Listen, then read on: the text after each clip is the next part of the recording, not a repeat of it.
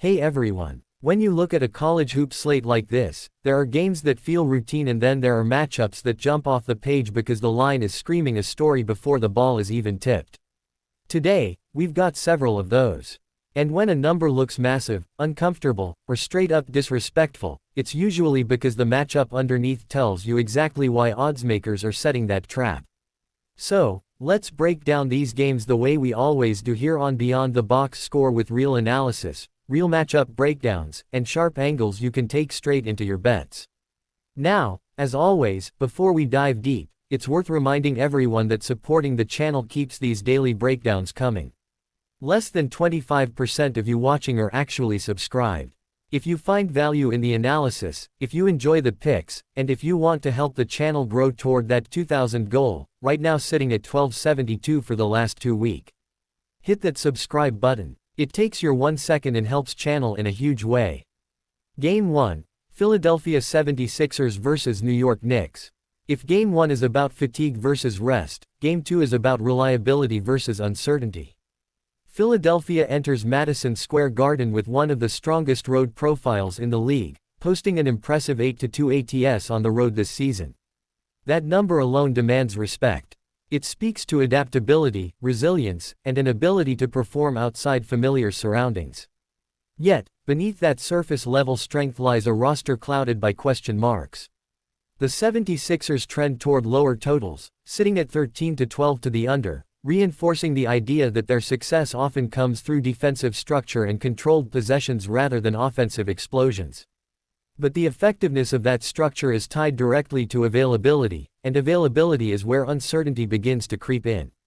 Joel Embiid is listed as questionable with an illness, a designation that alters everything from paint control to defensive rebounding to late-game shot creation. Ub is out, removing depth and flexibility. Maxey is expected to be ready, which stabilizes guard play, but the gravity Embiid brings cannot be replicated. Philadelphia's road ATS dominance exists alongside this uncertainty, creating tension between trend and reality. New York, on the other hand, thrives on reliability at home. The Knicks are a staggering 13-1 ATS at home, one of the most dependable home marks in basketball. Even in less than ideal scheduling spots, they've held firm, going 2-1 ATS on no rest. Historically, they lean slightly toward higher scoring outcomes, described here as a slightly over team historically, which contrasts Philadelphia's under tendencies and introduces stylistic friction. The Knicks' injury report offers both reassurance and restraint. Josh Hart is likely to play after returning from rest, injecting energy and rebounding into the rotation. Mitchell Robinson is out due to rest, and Karl Anthony Towns is likely out with a knee issue, thinning interior depth but not dismantling the core structure that has produced home consistency. However, there is noted injury uncertainty involving Jalen Brunson and Edwards, a reminder that even the most reliable teams operate within fragile margins. The line reflects New York's dominance at home, with the spread set at Knicks -5.5 and the total at 230.5. These numbers don't exist in isolation, they are anchored to that 13-1 ATS home record, a trend that has repeatedly overridden opposing strengths. Within this structure, the analytical lean rests on Knicks -5.5, not as an assumption of blowout, but as recognition of historical consistency within this specific environment. Player prop context introduces another subtle layer. Paul George unders are mentioned as a consideration, not as instruction, but as a reflection of role, matchup dynamics, and overall game flow expectations tied to pace and defensive attention. When viewed holistically, this game becomes a collision between Philadelphia's road resilience and New York's home authority. If one were to construct a scenario-based analytical framework, it would center on the Knicks continuing to validate their home ATS reliability while Philadelphia's uncertainty at the top of the roster introduces volatility. The total sits between competing trends, Philadelphia's underlean and New York's slight over history, creating tension rather than clarity. Game 2, Miami Heat vs Boston Celtics. The story of this matchup begins not with star names or highlight reels, but with context, and context is everything when Miami walks into Boston under these conditions. The Miami Heat arrive on the second night of a back-to-back, carrying the quiet weight of fatigue into one of the most unforgiving home environments in basketball. This isn't just another road game. This is a test of endurance, discipline, and execution against a Celtics team that has had the luxury of rest, preparation, and familiarity with the floor beneath their feet. The numbers immediately frame the tension. Miami sits at 6-6 ATS on the road this season, a perfectly balanced mark that suggests volatility, capable of competing but not immune to collapse. When rest is removed from the equation, that balance remains, with the Heat posting 2-2 ATS on no rest. These figures don't scream weakness, but they don't promise security either. Add in the fact that Miami trends toward lower scoring outcomes, sitting at 14-12 to the under, and the picture becomes one of control rather than chaos. Miami games often slow down, compress, and tighten as possessions become more valuable. Boston, meanwhile, tells a different story, one built on stability at home. The Celtics are 7-6 ATS at home, a record that doesn't overwhelm but does reinforce consistency. What sharpens that consistency is Boston's situational response. Coming off a loss, the Celtics are 6-4 ATS, showing a pattern of recalibration rather than regression. Like Miami, Boston also carries a 14-12 under trend, setting the stage for a game where defensive execution and half-court efficiency could dominate the rhythm. The injury landscape adds another layer of suspense.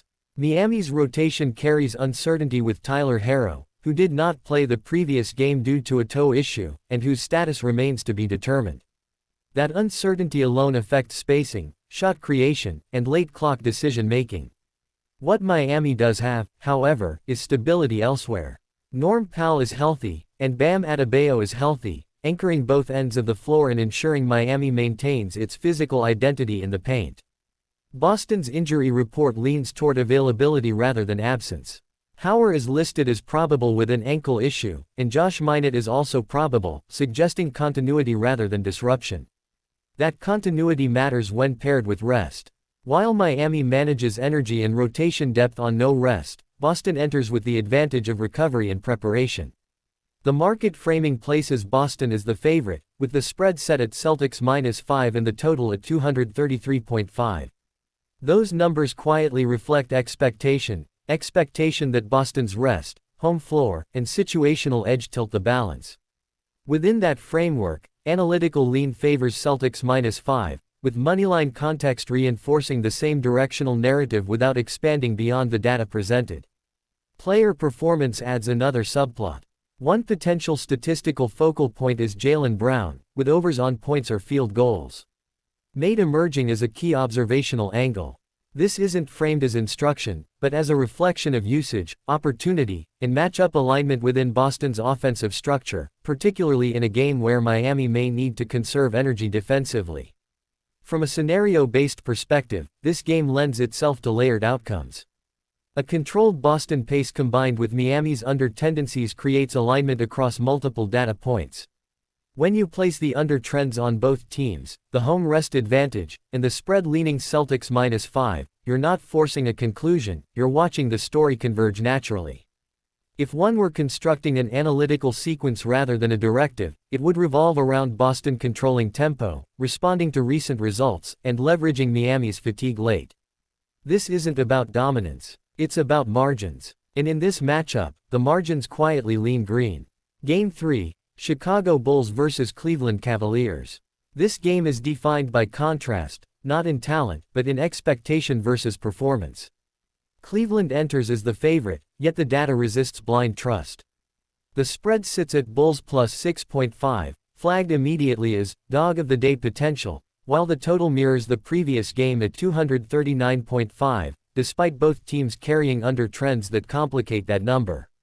Chicago's road profile tells a cautious story.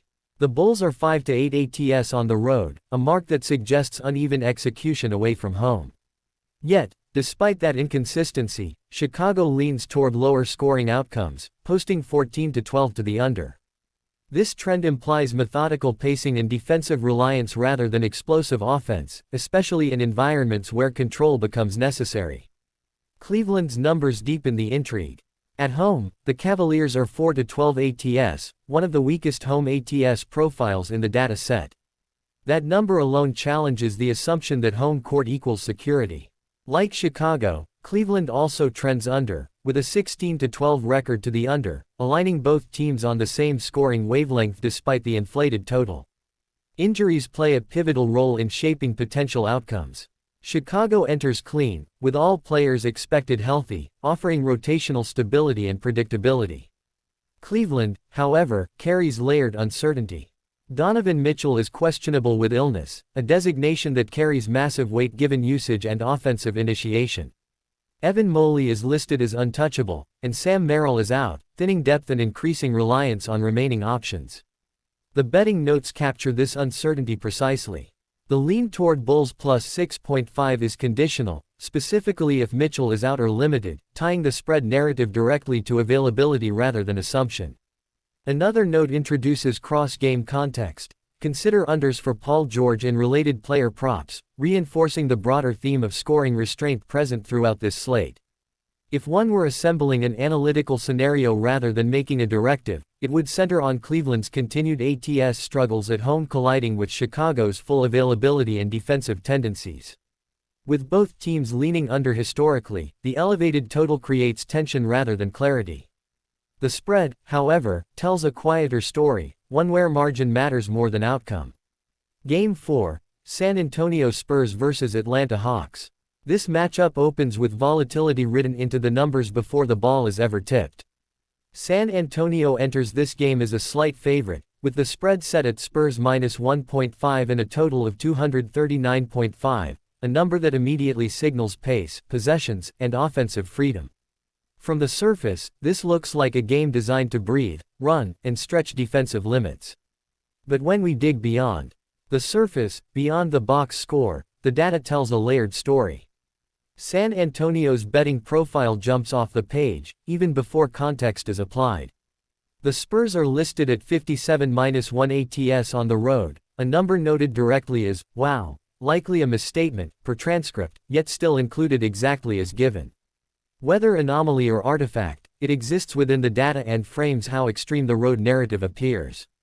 What balances that extreme number is a more grounded situational trend, 2-1 ATS on no rest, suggesting that San Antonio has shown the ability to stabilize performance even when the schedule compresses preparation. Offensively, the Spurs lean toward pace and scoring, posting 15-11 to the over, aligning naturally with tonight's elevated total. Atlanta's profile introduces contrast rather than contradiction. At home, the Hawks sit at 4-7 ATS, a record that suggests inconsistency in familiar surroundings. Yet when rest is removed, they respond more effectively, going 4-2 ATS on no rest. Like San Antonio, Atlanta trends toward higher scoring environments, with a 16-11 record to the over, reinforcing the offensive expectations embedded in the 239.5 total. The injury and availability picture adds uncertainty without removing firepower. For San Antonio, all players are expected available, though there is a note to monitor WBY, who is back from injury.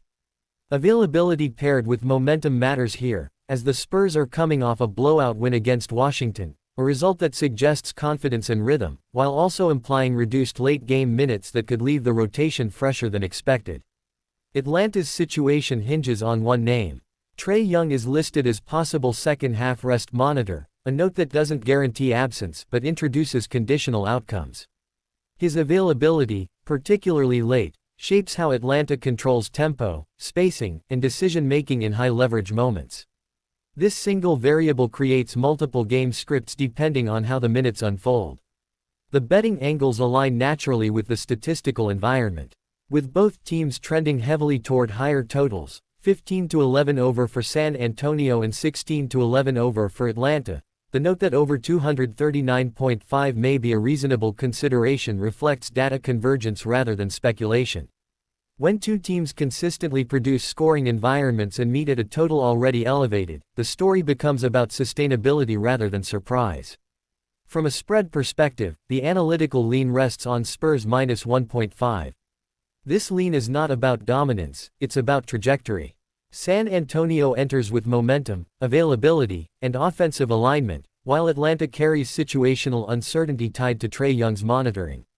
If one were constructing an analytical parlay-style scenario rather than issuing instruction, it would revolve around San Antonio maintaining scoring efficiency, Atlanta contributing enough to sustain pace, and the game living comfortably above average possession counts. Game 5, Oklahoma City Thunder vs Minnesota Timberwolves. The final matchup of this sequence brings scale into focus. Oklahoma City enters as a clear favorite, with the spread set at Thunder -7.5, while the total ranges from 222.5 to 225.5, noted explicitly as conflicting transcript numbers, with 225.5 likely final, both figures preserved exactly as provided. Oklahoma City's road profile reflects balance rather than dominance. The Thunder sit at 7 to 6 ATS on the road, capable of covering but not immune to resistance. On no rest, they are 1 to 2 ATS, introducing potential fatigue concerns, yet offensively they lean towards scoring, posting 14 to 12 to the over. That over tendency contrasts sharply with the lower total assigned here, creating an interesting divergence between historical output and market expectation. Minnesota's home numbers tell a more fragile story. The Timberwolves are 5 to 9 ATS at home, suggesting vulnerability even in familiar conditions. Their over-under profile is described as essentially 50-50, meaning they adapt to game flow rather than dictate it. That adaptability becomes crucial given the injury landscape. Oklahoma City enters healthy, with all players expected to play, and a key note that Hartenstein sat the previous game for rest, implying readiness rather than absence. Minnesota's outlook, however, pivots on one variable.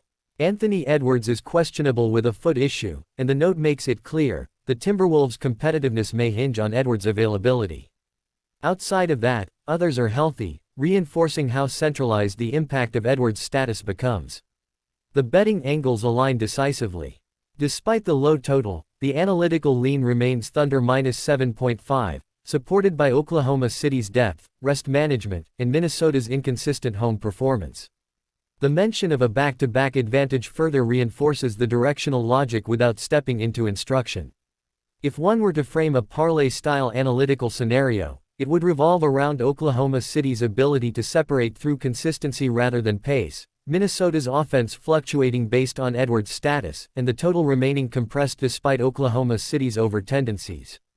Overall, this slate is packed with intriguing matchups where defense, shooting efficiency, and free-throw opportunities could determine outcomes for those looking to bet smart and follow expert analysis. The emphasis on matchups, historical context, and statistical edges provides a clear roadmap. At Beyond the Box Score, we break down every angle, every stat, and every trend so you can step into your bets with confidence and clarity. Be sure to follow, subscribe, and stay locked in for the most detailed, analytical, and actionable daily breakdowns in NBA.